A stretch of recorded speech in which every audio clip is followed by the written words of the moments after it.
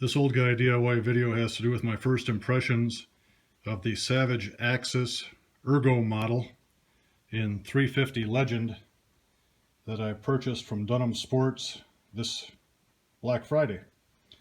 So my first impressions are this is really a nice gun that's an upgrade over the Savage Axis.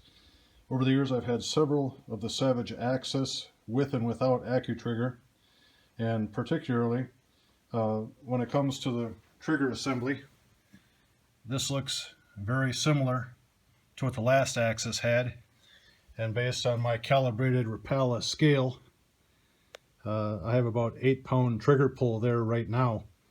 So in the future I'll do the trigger job where you take the set screw and put a lighter spring on it, and I'll take that to about 4 pounds as I have on one of my other guns. It really works out nicely.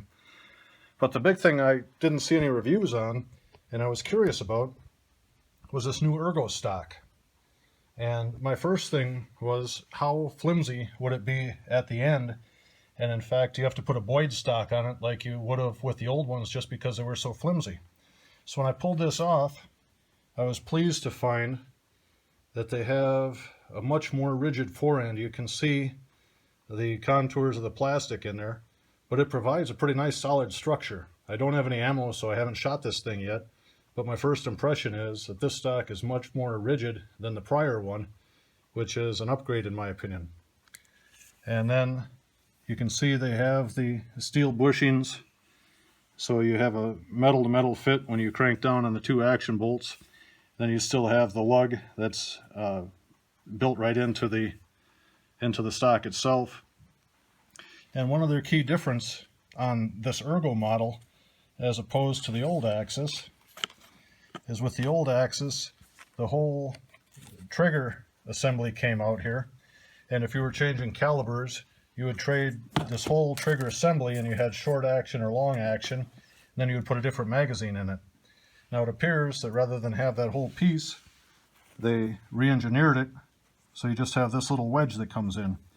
In this case it's a 350 Legend, so it's short action, and this piece just drops in here.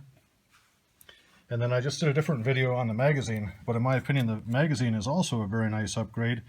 You can see it has a spring-loaded assembly here in the front now. So with that short action piece in there, just go ahead and drop the magazine in, you get a positive click, you get very nice removal. And I had a Savage Axis receiver in 450, and I like this magazine insertion technique much nicer than the other one. So I swapped bases from the old style Axis to the new style Axis, and yes, the old style Axis magazine still works with this gun. But in summary, they've made a couple of nice improvements here that I'm impressed with, and I look forward to getting some ammo in the next few days and shooting this thing.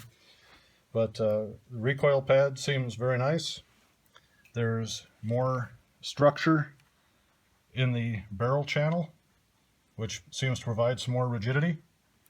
And I'm really pleased with the way that this new magazine is. Oh, and one other thing, when I was looking at the 350 Legend, since I had read about it and bought one and I couldn't find any information about the magazines online, you can see that this thing has very narrow feed lips. And I was curious if it would be the same as a short action magazine. This one over here is the standard short action. So if I put them side by side, you can see that the feed lips are much more narrow on the 350 than the standard short action. And you can see that it also has this block in the back, much like the 223 magazine has. So for guys that are doing their own mods, that's something to know. But overall, my first impression of the Savage Axis with Ergo Stock is very positive. I hope you enjoyed this video. Have a good day.